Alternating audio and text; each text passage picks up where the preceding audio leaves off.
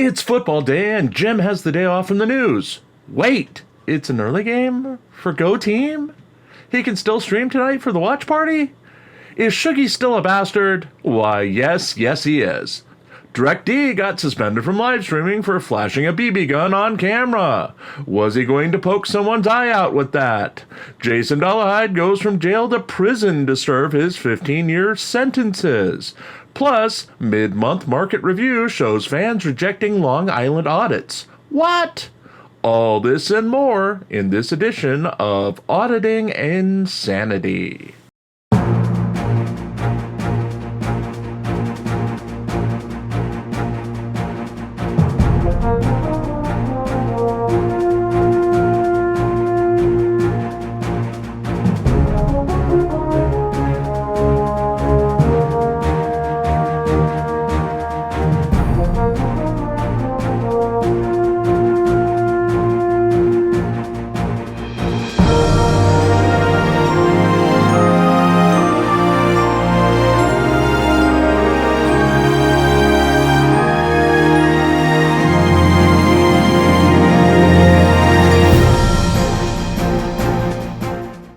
Hello and welcome to another edition of the Auditing Insanity Newscast brought to you by ReallyCoolNews. I'm Jim Finch and I'll be your host for a Go Team shortened edition of the broadcast tonight as it's my scheduled day off, yet I'm still here. We've got big stories on Jason Dollarhide and DirectD today, along with a mid-month look at the GoFundMe market. So relax, ignore football, ignore the siren's call of Shuggy to Becca's voice chat, and give us your next 14 minutes or so as we ask you to focus on...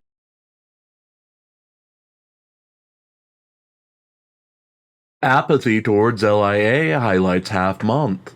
It's officially mid-month, so we're going to take our standard look at the GoFundMe market for the first half of September, after noting that our own ongoing expenses account took Saturday with a $60 take, beating out the now second-place Defend DMA in the fight against corruption and oathbreakers, which saw a take of $25. For the first half of the month so far, let's eliminate those funds that haven't seen any action for the month. Henry to support Craig's work, support Press with Rancors Legal Fund, Chile de Castro Legal Aid Fund, Donation Fund, Help People Fund, Chile de Castro Legal Defense Fund, Crime Scene Tape Illegal Arrest Fund, Just Despite Chile de Castro, support Delete Laws from the Tyranny He Fights, Unofficial, Help for Public Safety Fight Fraud Recovered, Long Island Audits Unlawful Arrest and Constitutional Rights, Long Island Audits Support the Fight Against Unlawful Arrest, Long Island Audits Fund Legal Defense Against Unlawful Arrest, Long Island Audits Help with Criminal Defense Attorney for this case, Long Island Audits Help LIA with legal fees to fight Tyrant's lawsuit, Long Island Audits Help with billboard truck purchase to expose tyranny, Help BZ Watchdog hold police accountable, Floyd Wallace Thailand or Philippines tour, Bring Back Auditing America, and To a Help keep Butterfly Boy afloat. A significant takeaway from the goose eggs list is a complete lack of donations to Press with Rancors Defense Fund.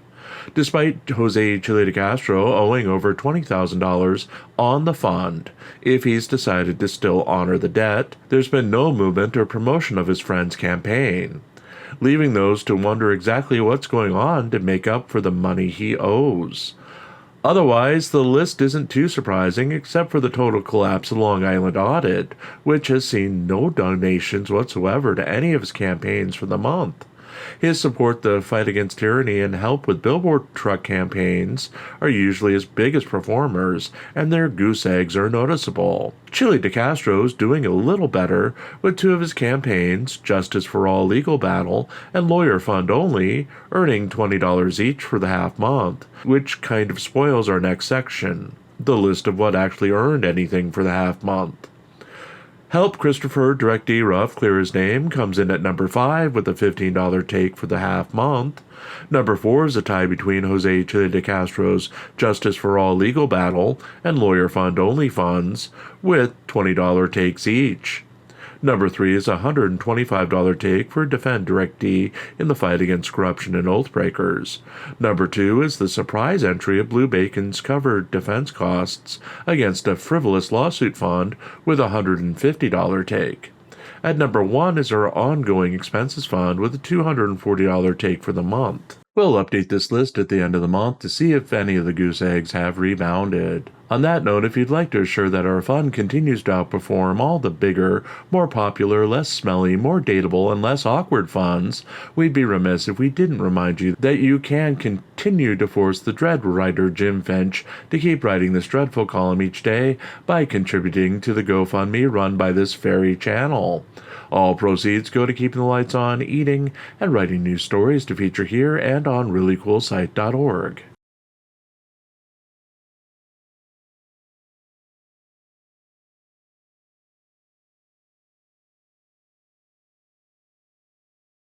Jason Dollarhide moved to state prison.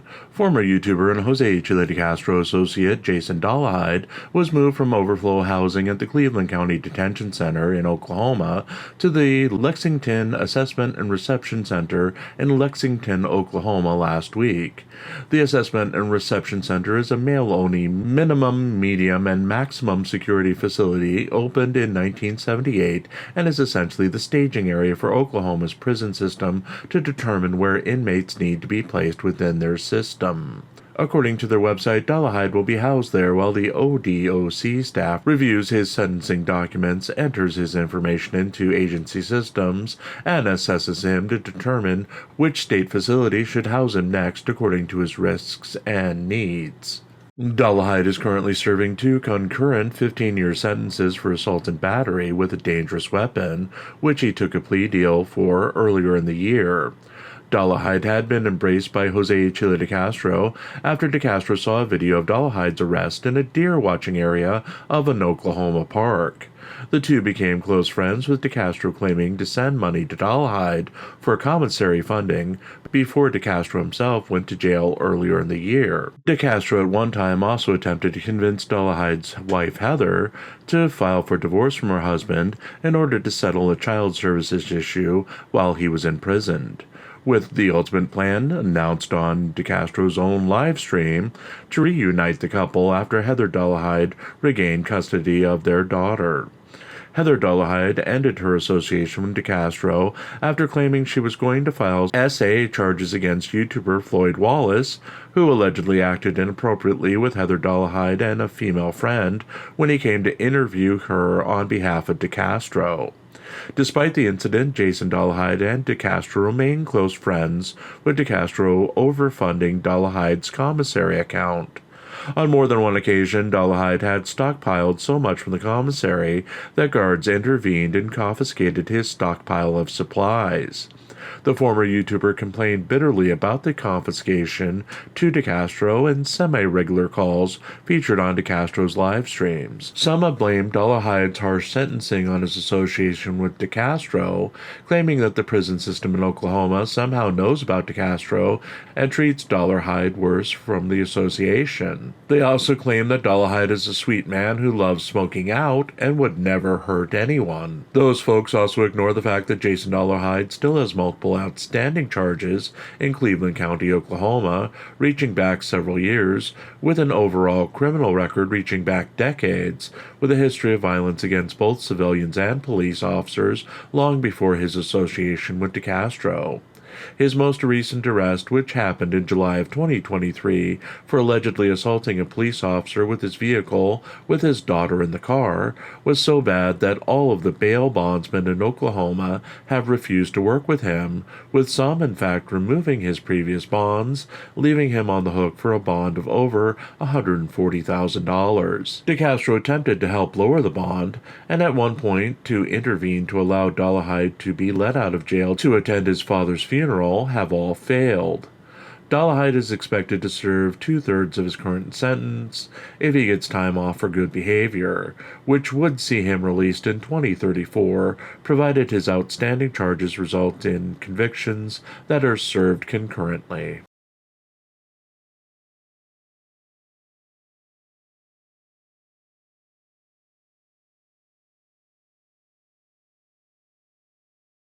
Direct D banned from YouTube streaming.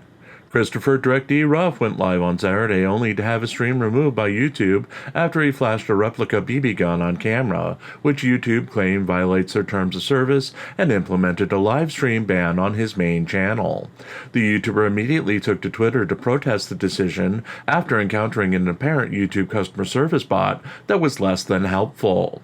It claimed that YouTube's internal team reviewed his appeal of the suspension, and it was the final decision of the team. Ruff countered that the appeal was submitted and he received the final response within a minute of the submission, and that no human could have had time to review his appeal in that period. The bot assured him that the decision was not made by YouTube's support team and that they had no way to intervene or override the decision. The bot also did not give him any information on the length of his suspension, as the only warning he received was that his video was taken down and the live streaming had been suspended, but it was not a content warning or a content strike. Ruff attempted to appeal to the YouTube creators team on Twitter, writing, "I was handling a BB gun, not a firearm. I made this clear in my live, and I even showed that it was not a firearm, but rather a replica. Never had an issue before, and YouTube TOS only speaks on firearms. By definition, a BB gun is not a firearm. The mistake is preventing me from live streaming." The team YouTube account wrote him back, "Total understanding where you're coming from. We'll take a look into this and let you know what we find. Hold tight. It might take a couple of days to hear back." Ruff responded, "I appreciate the response, but a few days? I'm currently restricted from live streaming with no idea on how long. That's a problem, especially when I'm familiar with YouTube TOS and I know I didn't violate them. My channel has been around for 7 years now, and I have never experienced this kind of issue. How can I violate the firearms policy when I don't even own one?" Neither the YouTube creators nor Team YouTube accounts have provided a further response as of press time. Ruff's clear issue is that YouTube removed a video featuring a replica of an actual firearm. YouTube bots are not qualified to determine the difference between a replica and a firearm, and took away his ability to livestream based on that determination. Also at issue is the fact that Ruff is a convicted felon and is not allowed by law to own a traditional firearm, but is allowed to own BB guns, including replica guns that look like other firearms.